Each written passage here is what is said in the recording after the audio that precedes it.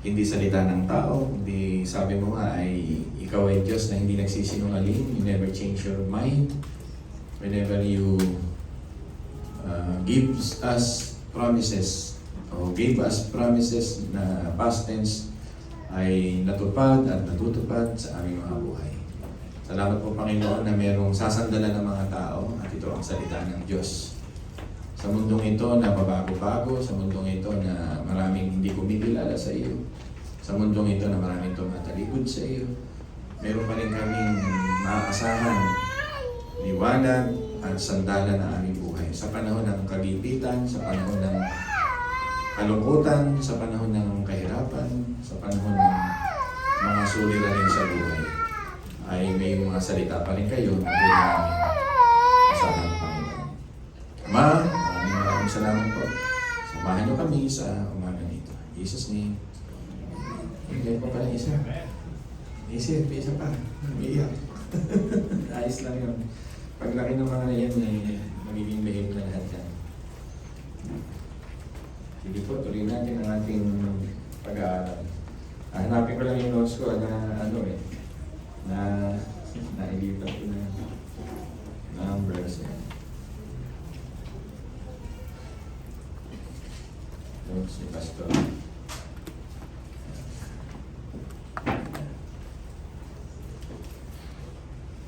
Ang book po ng Numbers ay book ng paglalakbay, ulitin ko muli, from the mountain of God, the Mount Sinai.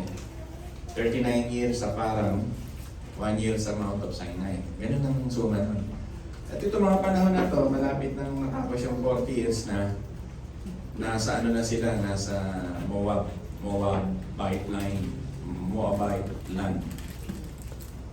At dito, balitang-balita yung kanilang sinasamahan kasi sila ng Diyos. Sila yung mga bansa, sila yung bansang sumakop sa Hittites, hindi kayo mabuti, sa Girgasites, basta hindi na namin alam yan. Pero gusto ko lang sabihin sa inyo, ito yung mga sinakop na nila, yung mga few na gusto kong magitin, magagandang kwento nila. Amorites, Perizzites, Hivites, and Jebusites. Sila yung bansang sumakop na dito. Kasi sinasamahan nga sila ng Diyos. Hindi lang sila matigas ang ulo na to-complain. Dahil sinasamahan sila ng Diyos, nagtatagumpay sila sa pagsakop ng mga dinadaanan. Kasi sila yung Israel. Sila yung pinagmulan ng ating Panginoong Jesus. Yung dahilan, bakit kaya pinagpapala ng Diyos sa Israel? Eh siyempre sila yung kanununuan ng Panginoon. Sila yung from Abraham, Genesis chapter 22, nangako ang Diyos na dadami ang iyong lahi. From Isaac, Jacob, di ba? Ay the God of Abraham, Isaac, and Jacob, to David, to Jesus Christ. Kaya ang bansang ito ay pinagpapala na Diyos. Galing dito ang ating tagapagligtas eh. That simple explanation. Kaya kung kaya pinagpapala na Diyos sa Israel, eh galing dito ang Panginoon. Sa kanyang pagkakatawang lupa, ay galing siya dito. Kaya purihin ng Diyos na pinagpapala yun. Ang Israel ba ngayon ay pinagpapala pa ng Diyos? Oo naman. May mga remnants kasi, may mga anak ng Diyos, naging bansa na sila. Bansang kawawa, 1946, pero naging bansa na sila. Oo. Mabait ang Diyos dahil ang nagpapala sa Israel, ay magpapalain talaga ng Diyos. Pangako yan sa Genesis chapter 22 na binanggit kay Abraham. Sino man sumusumpa sa kanila, susumpa. Ako may mga kilalang preacher eh. Yung sabi, wala na ekang matitinong Israel. Ayun, nangyari sa kanya, nawala sa limelight. Hindi siya pinagpala ng Diyos. Ibig sabihin, huwag po natin kukontrahin na sila ay pagpalain at huwag natin sila isusunta. Kumbaga, ipag-pray natin. Kasi galing dito ang Panginoon. May pangako kasi binitawan ng Diyos. At hindi po yung aksidente, kaya dapat talaga natin ipanalangin. Amen ba doon mga minamahal? Ngayon, nakukuha niyo na yung kwento. Mga kinig kayo mabuti, dito po si Balak ay isang hari na malapit doon sa pagitan ng Promised Land sa Moabite Land. Eh, nakababalitaan na nila, galing na ng Israel na ito, sinasamahan ng Diyos. Kinabahan siya. Kasi marami. Sana mabasa niyo yung Numbers chapter 22, 23, and 24. Haba kasi pag binasa ni Carly, baka mainip. Yun yung kwento nito, malapit ng Israel, ang dami nila, balita ko, lahat ng daanan nila ay talagang binibigay ng Diyos. Kinabahan si Balak. Yan ang kwento niya. Kaya sa kanyang pagkaba, naghanap siya ng mauupahang tinatawag na propeta. Alam niyo, sa pag-aaral ko, hindi naman si Balaam galing sa Israel eh. Parang may mga dumarating dito na emisaryo na propeta for the sake of money, na para lang magsabi ng mga, kung kaharap niya yung Diyos-Diyosa ng mga Palestino siya. Pagkaharap niya Diyos-Diyosa ng mga taga-Moabite siya. Pero dahil dito, kaharap niya rito ang Diyos ng mga taga-Israel, eh, kailangan niyang maging tagapagsalita ng Israel. Pero dito ay talagang weirdo. Para sa akin, this is a weird prophet. Kaya nga hindi natin siya kinukonsider na atin eh. Pero God is sovereign, ginagamit pa rin si Balaam. So di ko maintindihan sinasabi niyo si Balaam, si Balak. Hindi maintindihan pag hindi ka nagbasa.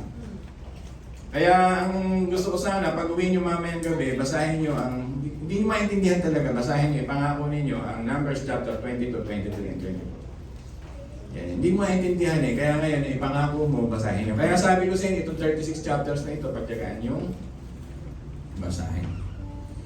Ngayon, ang pinaka-konteksto nito ay no one can curse what God has blessed. Hindi pa rin tayo nawawala sa message last week na nag-bless ang Diyos sa Israel. And no one can curse what God has blessed. At yun na rin ang ginawa kong title. Sabihin mo nga sa katabi mo, no one can curse what God has blessed. Ayan. Hindi mo pwedeng sumpain, hindi mo pwedeng bigyan ng ill will, hindi mo pwedeng sabihin sa Diyos, i-cancel mo yung iyong pagpapala. Hindi mo pwedeng sabihin sa Panginoon na Panginoon, itigil ninyo ang iyong pagpapala. Kasi, nagpala na talaga ang Diyos at nangako siya. Kaya tinutupad ng Diyos ang kanyang pangako kahit ang tao ay matigas Yun po yun. Hihingal ako ng konti. Siguro medyo ano ako ng konti. Excited na ng konti. Cursing, ito yung pinaka-dahilan para huwag mong pagpalain ng isang tao. So yung konteksto nito, pakinggan niyo mabuti. Gusto ni Balak na tawagin itong si Balaam para isumpa ang Israel. Kasi nakikita niya, we cannot defeat these people by physical war. So, by curse. Kaya ginamit niya dito yung demonic, spiritual, o godly, gamitin natin spiritual word. Which is totoo. Sabi nga sa Ephesians chapter 6, our battle, ang ating pakikipaglaban ay sa mga spiritual na kalagayan. Kadalasan sa ating mga labanan, tandaan niyo, spiritual yan. Yung katamaran mo gumising, yung ayaw mo pumunta sa simbahan, mabigat ang paa mo, yung ayaw mong manalangin, hindi ka talaga nagbabasa ng Biblia sa bahay. Spiritual battle yan. Tinitingnan nyo lang ako pero hindi ka naman talaga nagbasa. Ako si Pastor na musga. Marami po kasing gano'n. Nakatingin lang sa akin pero ang isip yung gagalaan mamaya hapon. Yung lalabas niya. Spiritually present, spiritually absent, physically present. Spiritual battle po yun. Kikilig po ba kayo? Kahit nakatutog ka sa akin, pero ang isip mo nando sa unbeliever mong boyfriend at girlfriend, meron ka ng labanan sa umaga nito. So, huwag naman po sana ang mangyari sa Shepherd's Heart. Ang cursing po dito, gusto ni Balak na mag-ill will siya, wishing ill to the Israelite people. Alam niyo po, tayo sumusumpa sa tao, sinusumpa natin ng tao pag tayo angry, di ba, pag galit. Dito, kakaiba si Balak, hindi naman galit. Takot. Natatakot siya, nasasakupin siya ng Israel. So, gumamit siya ng kailangan sumpain sila. Kasi pag sinumpa mo isang tao, ay magkakaroon sila ng tinatawag na pagbaksak. Gusto, paano na tayo? Tayo mga Kristiyano. Can Christian make a curse? Tayo ba makakasumpa bilang Kristiyano? Pwede ba natin sumpain ang aming kapwa? Tanong ko sa inyo. Medyo magandang topic ito pag tinalakay natin. Pero hindi po. Hindi tayo pwedeng manumpa ng kapwa. Sabi nga ng Luke 6:28, "Blessed those who curse you." Kaya tayo pagkagalit, gusto natin sana masunog ang bahay niya. Di ba sana mawala na rin sila? Baguhin natin yan sa ating heart. Only God can curse. Na talagang totally ay may curse. Nakakapag-curse din ng tao. Pero pag believer ka na, hindi mo na ito gagawin. Nanunumpa ka ba ng kapwa? Gusto mo ba yung mga kapwa mo madurog, mawasak, lamunin ng apoy, mabiyak ang lupa at yung buong bahay nila ay kainin? Meron ka ba sa pusong ganito? Hindi umiiral ang ebanghelyo sa puso. Delikado yun. Kasi ang sabi ng Luke 6:28, bless mo daw yung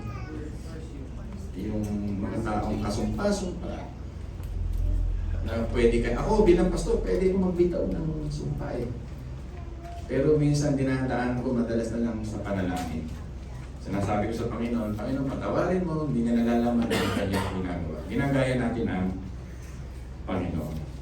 Alam niyo, totoo naman ang sumpa sa Biblia. Lalo na kung may idolatry yung tao, sinusumpa ng Diyos yan.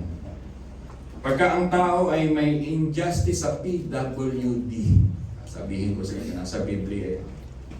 Pag hindi mo binigyan ng discount ang person with disability, o kaya pinintasan mo, isusumpa ka sa Biblia yan. Nasa Biblia din ang isinusumpa yung mga dishonoring their parents. Yung kahit masama ang parents mo pero sinusumpa mo siya, isusumpa ka rin ng Diyos. Makinig kayong mabuti. Isinusumpa sa lumang tipan ang mga anak na walang pagmamahal sa magulang. Ano pa ba ang mga isinusumpa sa Biblia? Pagka ikaw daw ay nag-curse ng parents, isinusumpa ka sa Biblia. At pag nagpa-practice ka ng witchcraft, sinusumpa ka sa Biblia. Ano yung witchcraft? Yung mahilig kang magbasa ng horoscope, naniniwala ka kay Madam Ioring, kay Sister Rudy. Kilala niyo yung Sister Rudy? Pwede naman magkatotoo yung sinasabi niya kasi sinasabi niya nasa Biblia. Ni Nostradamus yung sinasabi, nasa Biblia lang yung sinasabi niya, yung pinukot niya lang.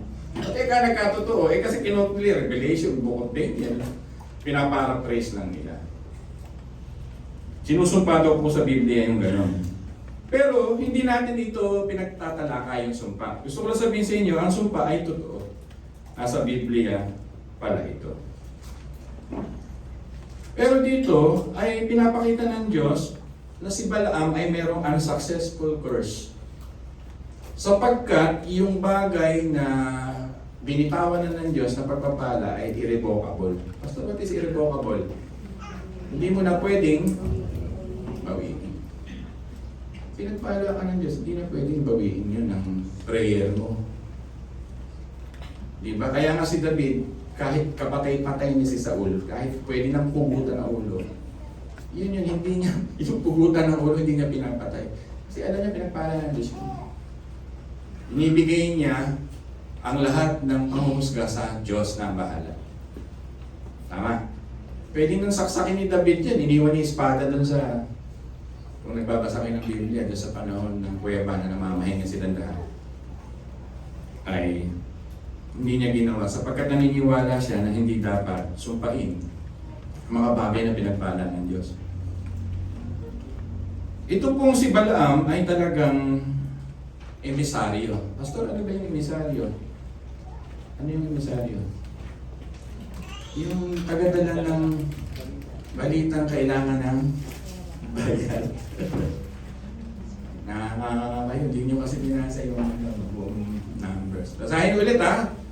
Sino yung pwede kayo ipadala, pero pwede kang, dahil pinadala ka, pero bayaran mo ako. Oo, gano'n, di ba? Merong word dyan. Hindi kayo mabuti. Ito yung request ni Balak. Di ba? Pero sabi nga ng Proverbs chapter 19 verse 21, his purpose and plan prevails. Ang Diyos daw ang kanyang mga plano ay magpiprevail. Kaya talaga hindi pwedeng magtagumpay yung gusto ni Balak. Yung balak ni Balak, ay palpag yung balak ni Balak. Ang nanalo yung balak ng Diyos. Mamaya, nasa introduction pa lang ako, nagkikwento ako sa inyo ng konti. Ngayon, nung una, sabi ni Balaam, parang dito ka muna, mag-overnight tayo, tingnan natin kung ano sasabihin ng Diyos. Eh, ang gusto ng Diyos, wag. Wag mong susumpain. Pero ito kasi si Balak, maraming pera. Maraming gold, marami siyang kayamanan. Dadagdagan ko pa, papadala ko yung pangalawang beses. To make the story short, ay sabi ng Panginoon, parang pinayagan na lang yung pangyayari na makita, pero magpupronounce pa rin siya, imbis na curse, ang ipopronounce niya ay blessing. Kaya yung binasa sa atin ni Carly kanina is a pronouncement of blessing. That God cannot change His mind pag siya nagpala sa ating mga anak niya. To make the story short, yung pangalawang paghadlang ng Diyos dito, yung may donkey. Hindi naman kasi sentro dito ang story ng donkey na nagsalita. Alam niyo na yung Balaam, story of donkey na nagsalita. Kasi anghel nandun. Pinalo niya ng 3 beses yung donkey. Ako, ang ganda nito pag binasa niyo po sa inyong mga tahanan. Numbers chapter 22, 23, and 24. Eh, nakaharang yung anghel doon kasi ayaw ng Panginoon na dumiretso siya sa pangalawang pagkakataon para nga mangolekta na naman.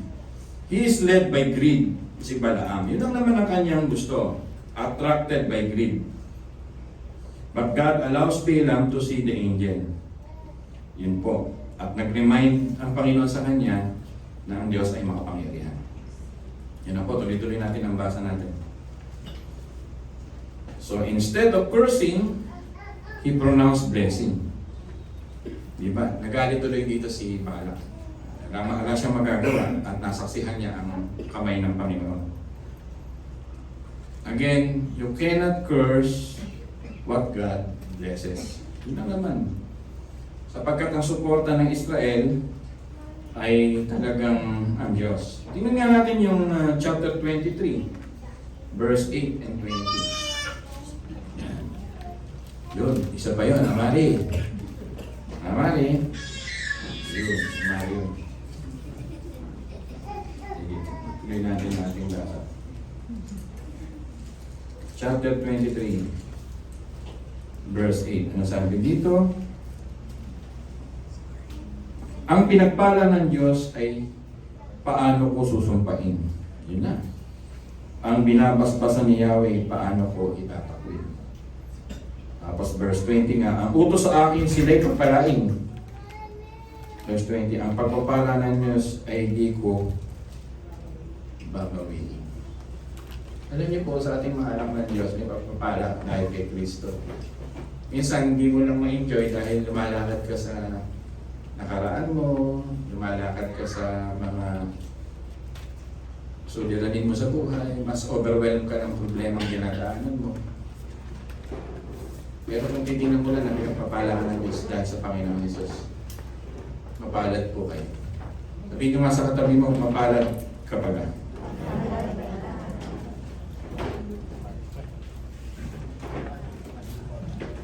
Si Balaam ay ayaw makinig sa Diyos sapagkat meron siyang tinatawag na slowing down in listening to God. Para tayong mga tao na we slow down in listening to God. Tagalugin natin para mas maganda po ito. Maraming beses kinakausap ka ng Diyos pero paking ka. Malaking Tagalog na paking. Wala kang pakialam doon sa sinasabi ng Diyos na hinaharangan ka na para huwag mong gawin yung ayaw niya. Eh minsan ayaw natin, may paano nakahanda para sa atin, ayaw natin. We slow down listening to Him na parang si Balaam. Kasi meron tayong mga sariling gusto. At ang gusto nga rito ni Balaam ay gold. Comfort of life. Gusto niya maging komportable. Hindi siya nakikinig sa Diyos. Iba nare-listening. Kahapon, konting kwento, pagkahatid ko kay Candice, Medyo may konti kaming ano ng konti sa breakfast eh. Hindi kami masyado nakagayat ng breakfast. Mabilisan lang. Nakita ko yung asawa ko na sasaw-saw ng biskwit. Alam mo na, pag hindi mo magluto, biskwit eh, okay na. Eh, hinatid ko si Chay galing sa konti ng kwento sa school. Hindi ko pagdating ko, ma, biskwit lang to. Eh, konti, tahimik na lang ako. Ginawa ko, pagkatid ko sa kanya, naghanap ako ng kakainan. Kasi yung oras namin medyo alanganin. May nakuha akong table na kakainan. May dalawang babaeng tumabi sa akin. Okay, may isip na maganda, matanda na. May dalawang babaeng tumabi. Pwede ko bang makitabi sa kasi wala nang upuan eh. Nagkakainan yung mga tao. Sabi ko, parang ordinaryo lang, chinelas lang. May edad na 77. Tapos yung kapatid niya mga 74. Gano'n. Magkasama sila. Ngayon may nagulat ako ng English. Pure English. Teka ako dito. Yung pala, nakatira siya sa US. Umuwi lang dito na chinilas na simple-simple. At pag uwi niya, sabi niya, kinuwento niya yung kanyang mga kababayan, mga kakilala. Muntik na kasi silang masunog dun sa Hawaii. Nagka-Hawaii siya, yung sunog dito, andito lang sila. Muntik na sila. Eh sabi ko, ano masasabi niyo po na susunog ngayon yung California? Mga kapatid, updated ba kayo kung ilang hektarya na susunog? Ako po, napakatindi. Talagang mag-update kayo. Sabi niya sa akin, iniisip ko baka maawa siya, magkano siya. People there, sabi niya in English, tatagulogin ko lang, hirapan ako eh. Sabi niya, they like to work 2 to 3 jobs. Ang lahat ng tao doon, kaya sila ay well-off, mayaman. Mga bahay doon, 35 million, may 8 million, may 3.5 million. Andun lahat yung mga stadium ng mga entertainments. Andun lahat, andun yung mga ano ng artista, yung mga Hollywood, talagang napaka-unlad. Sabi niya sa akin, kumakain kami. Nag-work ang tao doon, 2 to 3 jobs. And they have never have time for God. Sabi ng babae, wala silang panahon sa Diyos. And they deserve it. Gulat ako, taga-Amerika, yun ang salita. And they deserve it. Wala silang panahon sa Diyos. Paramihan pa. Ang gulat ako bilang pastor, may meron pala taong nakakakita ng gano'n. Di ba nakakakilabot na sa salita na wala kang panahon sa Diyos, kung may babawiin ng Diyos sa iyo, you deserve it. Di kumain kami, sabi niya, anak, Brad, anak, huwag ka mag-alala, ako na magbibayad niya. I deserve it. Naiyak tuloy ako, nagbayad ako ng breakfast. Pero sabi ko sa kanya, ipag-pray ko kayo na uuwi kayo sa Amerika ng 17, that God will bless you. Pinag-pray ko kayo, nag-pray ko sila. Kaya ako umuwi dito, sabi niya, sabi niya, I don't deserve these graces. English, ano? I need to share it. Ayun, sabi niya, I don't deserve these graces, marami akong grace na natanggap. I need to share it sa aking mga loved ones. Kaya tinrate ko sila kung saan-saan. May nag-thank you ako sa kanya. Salamat po sa treat nyo rin sa akin. Kaya pinag-pray ko siya. Alam mo yung mga Amerikano, pwede ko sabihin sa kanila, you don't deserve that graces eh. Kasi wala kang panahon sa Diyos eh. Pero binigyan kayo ng Diyos ng napakaraming pagpapala. You worship the comfort. You worship the success. At kung kayo titingin ngayon dito sa US, sabi nga nila, yung lahat ng calamity na madi-describe, yung absolute disaster na madi-describe, ang sabi ng Panginoon sa kanya, you have nothing. Yun yung message ng California. Alam mo bakit ang Diyos hindi sila pinatay? Ang mga namatay lang doon, yung mga hika, yung 11 o 18 tao lang. Pero buhay sila lahat. Nyo napansin? Buhay ang maraming Amerikano at 180,000 displaced at mahigit na raw 12,000 na bahay ang hanggang ngayon nasusunod. Kinuha lang ng Diyos yung bagay na ipinagpalit ng tao sa Kanya. Palagay ko naman, mga Amerikano ngayon ay tatawag na sa Diyos. Amen po ba doon? Magsisisi na sa Diyos. Kaya, kasi sabi ng Panginoon, I will get everything. Lalo sila sa mansion nila, tinitingnan nila yung mga coins nila. At habang tumutulo ang mga luha ng nasa gilid ng Palisade Beach Resort, naisip nila wala pala talagang madadala sa lipunan ito. Kaya kinuha ng Diyos ang kanilang comfort. Bakit ko sinasabi? Sapagkat si Balaam, balik tayo, iyon ang kanyang comfort. Di baling makalimutan niya yung sinasabi ng Diyos. Kaya mga kapatid, sana maging mensahe sa atin, sabi nga ng prayer ng inyong deacon, nawi-witness na natin yung mga ganitong bagay. Totoong may Diyos. Sa Middle East, magugulat ka yung matagal nang hindi nagkakatubig na lugar, itong disyerto ay nagkatubig. Itong California ay walang tubig na makuha dahil natunaw yung mga daanan ng firefighters na talagang walang reservoir. Talagang 30 miles yung takbo ng hangin. Talagang kumbaga sa siga. Alam niyo po ba yung siga?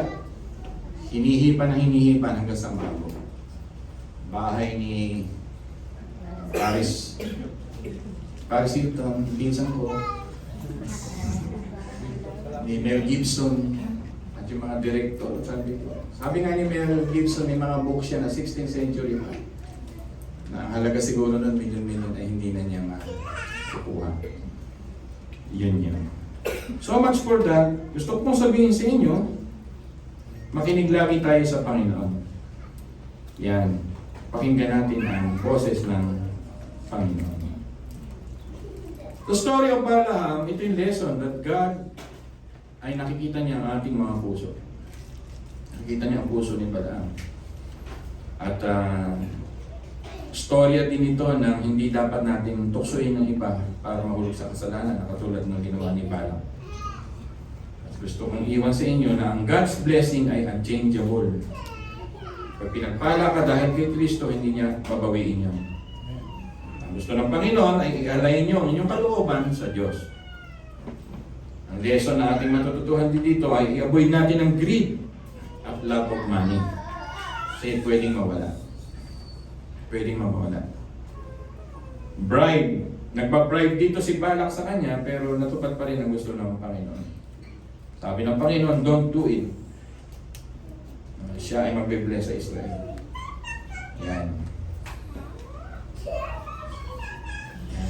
Sophia. Isaway, Ma'am Ses. Isaway mo konti. Hindi tayo ma-distract. Ang lesson natin ay huwag tayong, ito pag God's people na, huwag daw tayong mag-say ng bad things sa God's people. Lalo na sa mga anak ng Diyos. Huwag natin i-ill-will ang mga God's people. Amen ba doon? Pagkapatid niyo sa Panginoon, huwag na huwag kayong gaganito. Ang kanyang greed ay nag-compromise si Balaam. Nag-betray siya sa tao at sa Diyos. Yun ang laman ng puso niya. Nagkaroon siya ng corruption. Change of mind. Diba? Pagkahawak na ni Balaam. Pero ang Diyos talaga ay makapangyarihan. Yan yan. Nag-lead na sa tinatawag na pag-lead ng Panginoon kung ano ang gusto niya. So much for that. Gusto nakita niyo naman yung storya ng California. Mga minamahal. Meron daw 3 gates to hell. Sabi ng mga scholar, ito yung lust, ito yung anger, and greed. Kaya wag na wag tayong mahulog dito sa gates ng hell na ito. Though it is a figure of speech, ang tawag kasi ng Biblia dito sa greed ay fat demon. Fat demon. Ang tawag ni Jesus Christ dito si Mammon. It poisons men's souls. Ang gusto lang ng Panginoon dito na makita natin ang pagtitiwala talaga ay dapat sa Diyos. From the very start ng ating pananampalataya sa Diyos, magtiwala tayo sa Kanya. because He is a blessed. Amen po ba doon? Ulitin ko, Numbers 24. Pabasahin ko, verse 9. Ano sabi sa Numbers 24, verse 9? Siya ay parang leon sa kanyang higaan. Walang manghas gumambala sa kanyang pagkahinlay. Pagpalain nawa ang sa iyo ay nagpapala. Ang sumpain ang lahat ng sa iyo ay susumpa. Iyan ang sabi ng Diyos sa Israel. Talagang tama yung pangako niya kay Abraham. Those who bless you will be blessed, and those who curse you will be cursed. Gusto niyo bang pagpalain kayo ng Panginoon? Tayo po ay dinugtong kay Kristo. We are united in Christ as one. Kaya pag pinagpapala niyo ang kapatiran, pinagpapala niyo ang mga anak ng Diyos, ay pinagpapala rin kayo ng Panginoon. Kaya ang sabi sa Galatians 6, especially to the people of God. Do good, especially for the people of God. At lalo nga kayong pagpapalain. Amen. It is a promise of God that He will never withdraw. Hindi niya ito i-atras. Pastor, sino pang Israel ngayon? Tayo nga na dinugtong sa Panginoon at yung mga remnants o natirang mga Israel ngayon. Saan ang mensaheng nais iparating ng Diyos sa akin? Mahalin mo ang church mo. Ibigay mo ang buhay mo sa iyong church people. Mag-fellowship tayo. Malapit na ang camp sa August. Planuhin nyo na. Yan sa ating 15, ano tawag dito? 15th anniversary. Pwede tayo sa Antipolo, sa Rizal, para may iba-iba naman. Sa Hong Kong, kung may pera-pera. Why not? Sabihin mo nga sa Panginoon, sa iyong katabi, I will bless you. Alam mo bakit ko sinasabi sa inyo? Kasi binless sila ng Diyos eh. Hindi ako nasira sa... Nakita ko yung mga taong nagbe-bless din sa akin. Binibless din sila ng Diyos eh. Sabi ko, hindi sila nagkukulang ng maayos ang kanilang buhay. Binibless kasi nila ako eh. Tapos ako rin na nagbe-bless sa hindi nyo nakikita. Pag pinalitan ng Diyos yun, sobrang pang palit eh. Pag nabigay ko ng piso, binabalikan ng Diyos yung 100 eh. Hindi ko nasasabihin sa inyo kung ano yung mga ganon. Pero sabi talaga ng Diyos eh. Minsan wala pa nga wallet, pinapalitan ng Diyos eh. Sabi ko, Panginoon, nakakaano naman. Ito binibigay ko para sa inyo. Sabi ng Panginoon sa akin, hiya-hiya ka pa, binibigyan na ako. Hindi totoo. Parang hindi nasira ang Diyos na sa tuwing merong pagpapalain kang ibang tao, yung week na yun, parang sobrang pagpapala na tatanggap natin. Naniniwala ba kayo sa ganun? Parang talagang hindi nagsisinungaling ang Diyos. Kasi may mga tao kasing ang reasoning, hindi kami naniniwala dyan. It's okay, I will respect what you believe. But yung sabi ng Diyos eh. So I will follow what the Bible is telling us. Yun po yun. The Israelite of God today are those united in Christ. They are the remnants also of God. Mga minamahal, seed ni Jesus Christ. Because we believe Him as the Messiah nang galing sa Israel. At we are under the new covenant of God. Ano ang mensahe ng Diyos sa umagang ito sa simpleng ating pinag-aaralan? Yung sumpa, gusto ko rin sabihin sa inyo, sa inyong mga anak ng Diyos, ay hindi na kayo pwedeng isumpa. Sabihin nyo nga sa katabi nyo, hindi na rin kayo pwedeng isumpa. Walang may taong makakapagsumpa sa inyo. Naniniwala kayo doon? Dahil ang Panginoon ang kumuha ng sumpa. Yun ang ending natin. Imagine mo, King of Kings and the Lord of Lords, willing to be under that curse because He loves you so much. Ikaw ba, willing ka na sumpain para sa pagmamahal mo sa iyong kapwa?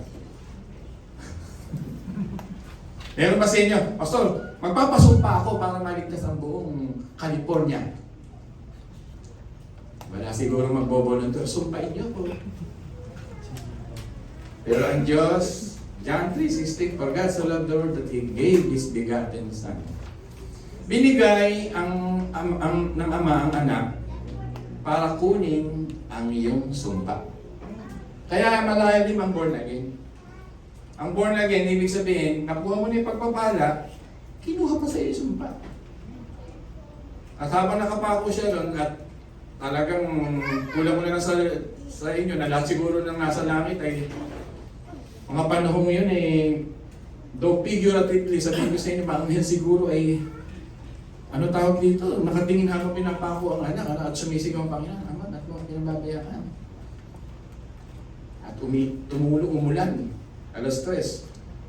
At yun daw ang patak ng luha ng Diyos. Dahil ang kanyang anak ay sinusumpa sa mga oras na yun dahil iniisip ka niya na ikaw sana ang susumpain dahil makasalanan ka. Kapastahan ka sa mga gulang, ikaw ay laging tumaligot sa Diyos.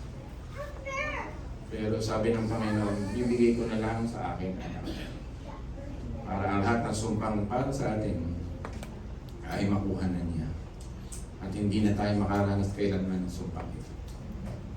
So, what is the message of life? So we need to worship together, to appreciate life. Talagang Panginoon matindi nangyari sa California. Kung sa atin kaya mangyari yun, ano? Pag-pray nyo rin, ang mga member ni John Mark, maraming few members. Sabi sa balita, mga 40 minutes na lang yung apoy sa church nila. Nung kahapon, 1 hour pa. Eh, sana wag naman. Ganun po. Talagang walang pinipili yun. Yung mga taga-Tondo, taga-Paranaque, pag nagliyab yung mga bahay-bahay, nagliliyab din pala yung mga mansyon. Diba? Nagliliyab din pala ang mga mansyon at ang mga $8 million na bahay. Sabi ko, sa ilalim ng mundong ito, only King of Kings and the Lord of Lords. Yun naman Diyos natin. Magpakumbaba tayo sa harap niya, hindi tayo nagtawag sa harapan. Magbalik loob tayo sa Diyos. At isipin natin mapagpala tayo ng tao. Sige po, tayo manalangin. Maaga tayo matapos ngayon. Praise God. Yan. I want you to pray for your katabi. Mga oras na ito. Sige, pwede tayo dumikit sandali. I want you to bless them. Dikit tayo, dikit. Mag-close ako dito habang siguro may konting music si Chan. I want you to pray for blessings sa iyong katabi. Huwag na tayo magana. Sige, dikit tayo ng konti. Bago tayo mag-close in prayer. Our church is a church of faith. Yung ating meeting na kayo kasi tapos yung February natin, babanggitin kayo sa inyo. Activity tayo. Gabi na kayo dito. Hoy, para kayo mga walang pang, mga lalaki pa naman kayo. Puso kayo dito. Dito. Uli-ulitin ko pa kayo. Pastor, nawawala ng boses. Dito, puso pa. O, yung walang katabi. Pagpalain niyo yung katabi ninyo. Okay. O, yung mga mag-anak, mga adult ka rin. O, pwede iwalay muna. Lagi kayo nagpapala sa isa't isa. Kasi okay yan. Ano?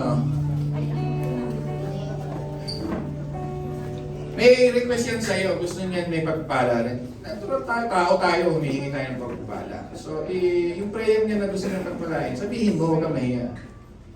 Sa katabi mo para pagpalain ka. Spiritual ba? Material ba? Ako, pareho eh. Bakit nahiya ako magsabi? Kailangan na ng buhay natin. Oh, pray, habang talk to your katabi. Iwalay mo na yung mag-asawa. Meldrin. Martin. Ay, patuloy pangalan. Oh, iwalay mo na. Ako, maganda tong gawain ito. Anak ka ng Diyos, minamahal ka niya, pinagpapala ka niya. Oh, si nanay, pagpapala. Nanay mo, wait.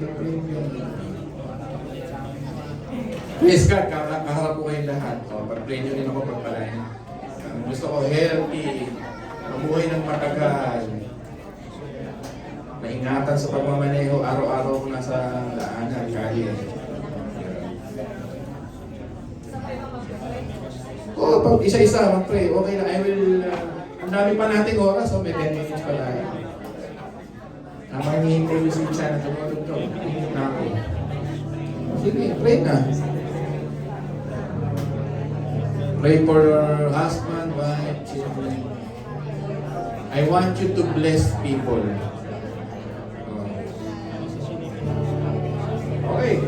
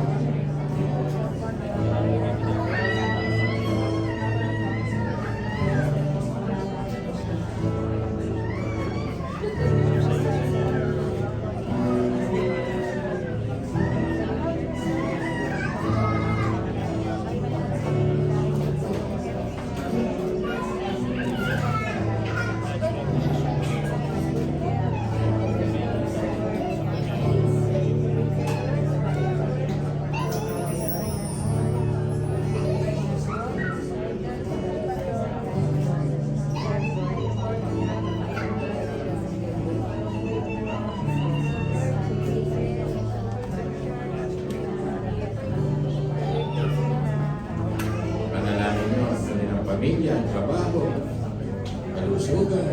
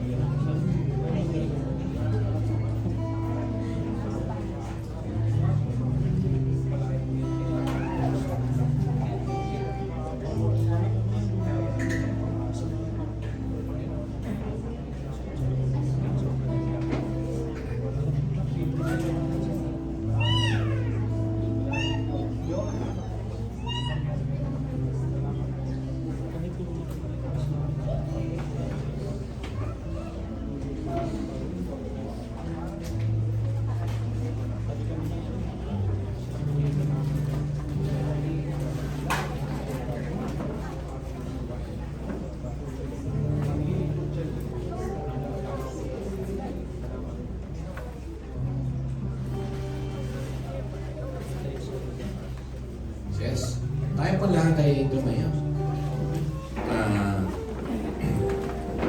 Ang ating Diyos ay above all anyone o anumang problema ng tao. Not only powers, not only principalities, or not only the kings of this world.